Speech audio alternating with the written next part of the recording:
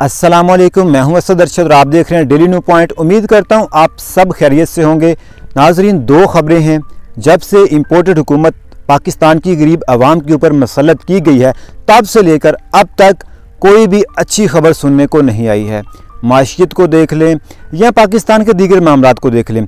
जियो के मुताबिक ये दो खबरें हैं। जियो की रिपोर्ट है, आटा जो है 100 किलो की बोरी 12,000 रुपये में फ़रोख्त हो रही है। यानी इम्पोर्टेड हुकूमत ने अब गरीब की दस्तरस से, गरीब के हाथ से आटा छीन लिया है, रोटी छीन ली है। इम्पोर्टेड हुकूमत ने ये कारनामा सर अंजाम दिया है।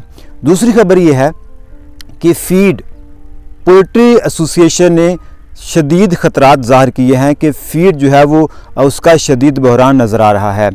अगर फीड का बहरान होगा तो ज़ाहिर बात है जो मुर्गी है उसकी कीमत में इजाफ़ा हो जाएगा, गोश्त जो है उसकी कीमत में इजाफ़ा हो जाएगा।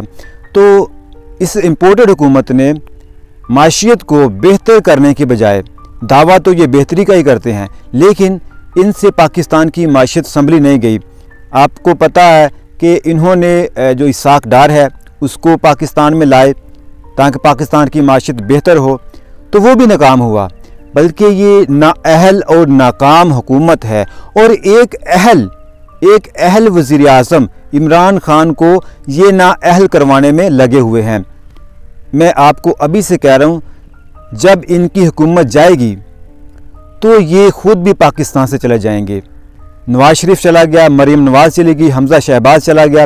जब इनकी हुकूमत जाएगी तो ये भी पाकिस्तान से चले जाएंगे। और इनकी हुकूमत, ये जो साल या 11-12 माह जो इन्होंने हुकूमत करनी है, इसका खमियाजा जो है वो गरीब अवाम भुगतेगी। अपना बहुत सारा ख्याल रखिएगा। अल्लाह हाफिज़।